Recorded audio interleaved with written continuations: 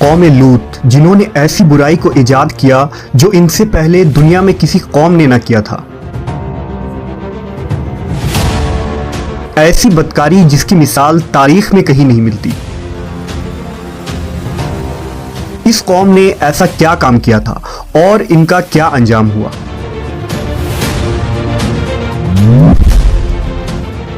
حضرت لوط علیہ السلام اللہ کے ایک برگزیدہ نبی تھے۔ آپ کے والد کا نام ہاران تھا جو تاریخ کے بیٹے تھے۔ آپ کی پیدائش عراق کے قدیم شہر ار میں ہوئی تھی۔ اس شہر میں ابراہیم علیہ السلام کا مسکن تھا۔ دراصل لوط علیہ السلام کے والد ہاران حضرت ابراہیم کے سگے بھائی تھے، یعنی حضرت لوط علیہ السلام حضرت ابراہیم کے بھتیجے تھے۔ چونکہ حضرت لوط علیہ السلام کے والد ان کے بچپن میں ہی انتقال کر چکے تھے، لہذا حضرت لوط کو حضرت ابراہیم نے بیٹا بنا کر پالا تھا۔ آپ حضرت ابراہیم پر سب سے پہلے ایمان لانے والوں میں شامل ہیں۔ آپ حضرت ابراہیم کے زمانے میں اہل سدوم کی رہنمائی کے لیے نبوت کے منصب پر فائز ہوئے۔ حضرت لوط کے بہت سارے معجزات ہیں۔ آپ جس وقت بارش کے لیے دعا کرتے تھے تو آسمان بادلوں سے بھر جاتا اور خوب بارش ہوتی تھی۔ حضرت لوط جس پتھر پر سر رکھ کر سوتے، اس پتھر پر آپ کے سر مبارک کا نشان بن جاتا تھا۔ سدوم وہ علاقہ تھا جہاں لوط علیہ السلام مبعوث فرمائے گئے۔ سدوم کے آس پاس 5 نہایت ہی خوبصورت شہر آباد تھے، جن میں سے ہر ایک کی آبادی 1,00,000 نفوس سے زیادہ ہی تھی۔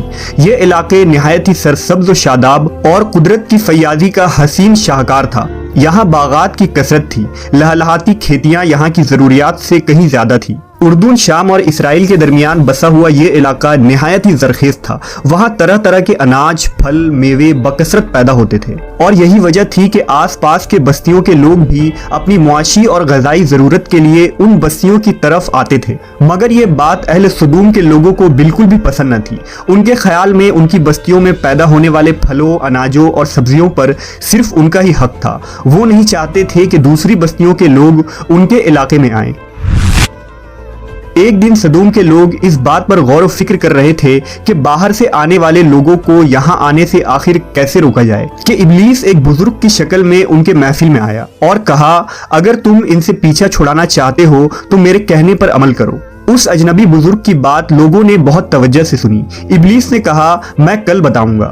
دوسرے دن ابلیس ایک خوبصورت جوان لڑکے کی بھیس میں آیا اور انہیں اپنی عورتوں کے بجائے مردوں کے ساتھ فعل بد کرنا سکھایا۔ ابلیس نے کہا کہ اگر تم ان بستیوں کے لوگوں سے نجات چاہتے ہو جو تمہاری بستی میں آ جاتے ہیں تو ایسا کرو کہ جب بھی کوئی شخص تمہارے علاقے میں آئے تو تم لوگ زبردستی اس کے ساتھ اپنی خواہش پوری کرو۔ اس طرح یہ لوگ اس بستی میں آنا چھوڑ دیں گے۔ اپنی نفسانی خواہشات کے لیے مردوں سے بدفعلی اس قوم کا دستور بن گیا تھا۔ یہاں بے حیائی عام ہو گئی تھی۔ حکمراں، سردار، رؤسا، ہر طبقے میں گھر گھر یہ عمل پھیل گئی تھی۔ بھری محفل میں یہ لوگ اس فحاشی کے کام کو کر کے خوش ہوتے تھے۔ کوئی بھی محفل اس کام کے بغیر ادھوری سمجھی جاتی تھی۔ خاص کر مسافروں میں سے کوئی خوبصورت لڑکا ہوتا تو یہ لوگ اسے اپنا شکار بنا لیتے۔ تلمود میں لکھا ہے کہ اہل سدوم اپنی روزمرہ کی زندگی میں سخت ظالم، دھوکے باز اور بد معاملہ تھے۔ کوئی مسافر ان کے علاقے سے بخیریت نہ گزر سکتا تھا۔ کوئی غریب ان کی بستیوں سے روٹی کا ایک ٹکڑا نہ پا سکتا تھا۔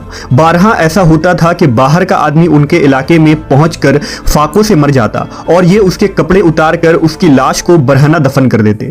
اپنی وادی کو انہوں نے ایک باغ بنا رکھا تھا جس کا سلسلہ میلوں تک پھیلا ہوا تھا۔ اس باغ میں وہ انتہائی بے حیائی کے ساتھ اعلانیہ بدکاریاں کرتے تھے۔ حضرت لوط علیہ السلام نے انہیں توحید کی دعوت دی اور بدکاری کے اس گھنونے عمل سے توبہ کرنے کا حکم دیا۔ حضرت لوط نے کہا، تم بے حیائی کیوں کرتے ہو؟ کیا تم عورتوں کو چھوڑ کر لذت حاصل کرنے کے لیے مرد کی طرف مائل ہوتے ہو؟ حقیقت یہ ہے کہ تم احمق لوگ ہو۔ حضرت لوط اہل سدوم کو دن رات واعظ و نصیحت کیا کرتے، لیکن قوم پر اس کا کوئی اثر نہ ہوا، بلکہ وہ بہت فخریہ انداز میں یہ کام کرتے تھے۔ انہیں حضرت لوط کا سمجھانا بھی برا لگتا تھا، لہٰذا انہوں نے صاف صاف کہہ دیا کہ اگر تم ہمیں اسی طرح برا کہتے رہے اور ہمارے کاموں میں مداخلت کرتے رہے تو ہم تمہیں اپنے شہر سے نکال دیں گے۔ حضرت لوط نے نصیحت و تبلیغ کا سلسلہ جاری رکھا، لہٰذا ایک دن اہل سدوم نے خود ہی عذاب الہی کا مطالبہ کر دیا۔ اللہ تعالیٰ نے اب تک ان کے اس بدترین فحاشی اور بدکاری کے باوجود ڈھیل دے رکھی تھی، لیکن جب انہوں نے حضرت لوط سے ایک دن کہا کہ اگر تم سچے ہو تو ہم پر عذاب لے آؤ، لہٰذا ان پر عذاب الہی کا فیصلہ ہو گیا۔ اللہ نے اپنے خاص فرشتوں کو دنیا کی طرف روانہ کر دیا۔ یہ فرشتے دراصل حضرت جبرائیل، میکائیل اور اسرافیل علیہ السلام تھے۔ پھر یہ فرشتے حضرت لوط علیہ السلام کے گھر تشریف لے آئے۔ حضرت لوط نے جب ان خوبصورت نوعمر لڑکوں کو دیکھا تو سخت گھبراہٹ اور پریشانی میں مبتلا ہو گئے۔ انہیں یہ خطرہ محسوس ہوا کہ اگر ان کے قوم کے لوگوں نے انہیں دیکھ لیا تو نہ جانے وہ ان کے ساتھ کیا سلوک کریں گے۔ حضرت لوط کی بیوی کا نام وائلہ تھا، اس نے آپ پر ایمان نہ لایا تھا اور وہ دراصل منافقہ تھی، وہ کافروں کے ساتھ تھی، لہٰذا اس نے جا کر اہل سدوم کو یہ خبر دے دی کہ لوط کے گھر نوجوان لڑکے مہمان ٹھہرے ہوئے ہیں۔ یہ سن کر بستی والے دوڑتے ہوئے حضرت لوط کے گھر پہنچے۔ حضرت لوط نے کہا، اے قوم، یہ جو میری قوم کی لڑکیاں ہیں یہ تمہارے لیے جائز اور پاک ہیں، اللہ سے ڈرو اور مجھے میرے مہمانوں کے سامنے رسوا نہ کرو، کیا تم میں سے کوئی بھی شائستہ آدمی نہیں؟ حضرت لوط کی بات سن کر وہ لوگ بولے، تم بخوبی واقف ہو کہ ہمیں تمہاری بیٹیوں سے کوئی حاجت نہیں، اور جو ہماری اصل چاہت ہے اس سے تم بخوبی واقف ہو۔ قوم لوط کے اس بے شرمانہ جواب سے اندازہ لگایا جا سکتا ہے کہ وہ فعل بد میں کس حد تک مبتلا ہو چکے تھے۔ جب حضرت لوط علیہ السلام کی قوم ان کے گھر کی طرف دوڑتی ہوئی آئی تو حضرت لوط نے گھر کے دروازے بند کر دیے اور ان نوجوانوں کو ایک کمرے میں چھپا دیا۔ اس بدکار لوگوں نے آپ کے گھر کا گھیراؤ کیا ہوا تھا اور ان میں سے کچھ گھر کے دیوار پر بھی چڑھنے کی کوشش کر رہے تھے۔ حضرت لوط اپنے مہمانوں کی عزت کے خیال سے بہت زیادہ گھبرائے ہوئے تھے۔ فرشتے یہ سب منظر دیکھ رہے تھے۔ جب انہوں نے حضرت لوط علیہ السلام کی بے بسی اور پریشانی کا یہ عالم دیکھا تو حقیقت سے پردہ اٹھاتے ہوئے یوں فرمایا، اے لوط، ہم تمہارے رب کے بھیجے ہوئے فرشتے ہیں، یہ لوگ ہرگز تم تک نہیں پہنچ سکیں گے، ابھی کچھ رات باقی ہے، تو اپنے گھر والوں کو لے کر چل دو اور تم میں سے کوئی شخص پیچھے مڑ کر نہ دیکھے۔ اہل سدوم حضرت لوط کے گھر کا دروازہ توڑنے پر بضد تھے، لہٰذا حضرت جبرائیل علیہ السلام نے گھر سے باہر نکل کر اپنے پر کا ایک کونا انہیں مارا، جس سے ان سب کی آنکھوں کے ڈھیلے باہر نکل آئے اور بصارت زائل ہو گئی۔ یہ خاص عذاب ان لوگوں کو پہنچا جو حضرت لوط کے پاس بد نیتی سے آئے تھے۔ حضرت لوط علیہ السلام حقیقت حال جان کر مطمئن ہو گئے اور اپنے گھر والوں کے ساتھ رات ہی کو نکل کھڑے ہوئے۔ بیوی بھی ان کے ساتھ تھی، لیکن کچھ دور جا کر وہ واپس اپنے قوم کی طرف پلٹ گئی اور قوم کے ساتھ جہنم رسید ہو گئی۔ صبح کا آغاز ہوا تو اللہ کے حکم سے حضرت جبرائیل نے بستی کو اپنے پر سے اکھاڑ دیا اور پھر اپنے بازو پر رکھ کر آسمان پر چڑھ گئے، یہاں تک کہ آسمان والوں نے بستی کے کتے کے بھونکنے اور مرغوں کے بولنے کی آوازیں سنی۔ پھر اس بستی کو زمین پر دے مارا، جس کے بعد ان پر پتھروں کی بارش ہوئی۔ ہر پتھر پر مرنے والوں کا نام لکھا ہوا تھا۔ جب یہ پتھر ان کو لگتے تو سر پاش پاش ہو جاتے۔ صبح سویرے شروع ہونے والا یہ عذاب اشراق تک پوری بستی کو نیست و نابود کر چکا تھا۔